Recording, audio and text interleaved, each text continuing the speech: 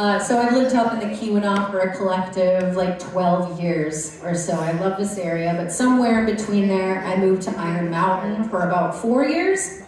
And there's not a lot to do if it's not a bar down there. But they do have a bowling alley with a modest arcade. So we went bowling, and they even had one of those little skidoo racing games. You hop on, and there's like a rumble strip if you hit something. Except on this one, the motor was kind of busted. And by that, I mean anytime someone would hop on this thing, the entire bowling alley would erupt in a thunderous The vibrations in this thing were off the charts.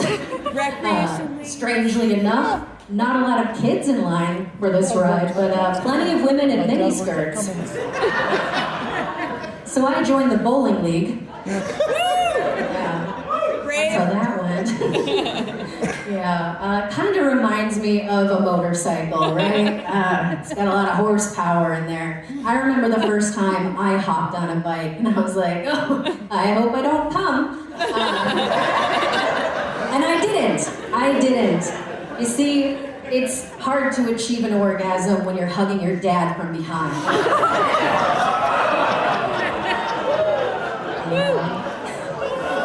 My dad doesn't like that one.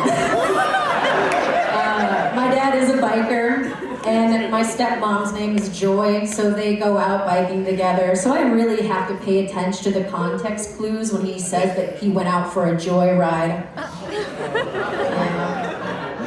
It's great. It's gonna keep getting better, I promise. Just be uncomfortable.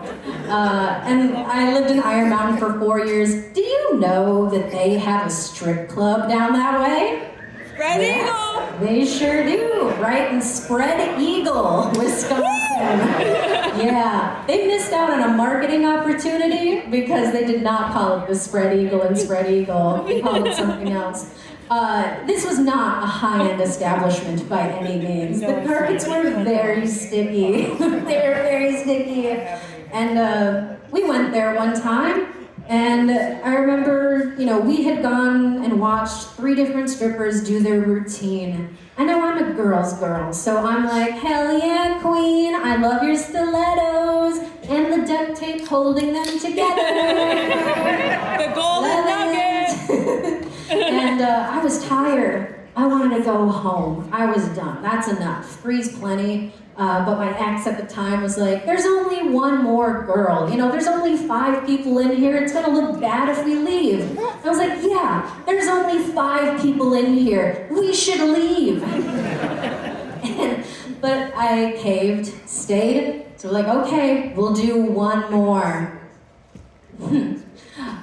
So this last broad walks in. I don't want to shame a woman for her looks because I don't know what she's gone through to get to this establishment for work, but she looked like a cigarette.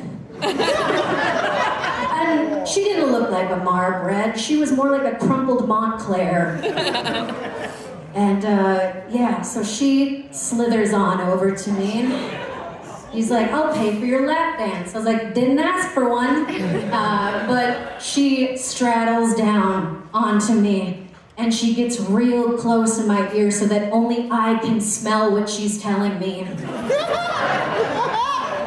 And nothing could have prepared me for what she did. She purrs hoarsely in my ear, but it sounds like a lawnmower starting. And she goes, I got fired an hour ago. You're gonna be my last dance. And then she bit me. She bit me hard enough to leave 5 out of 8 of her teeth marks in the side of my neck. Yeah. So once a month, on the full moon, I wear stilettos and go buy candy. Yeah, I do. Yes. Speaking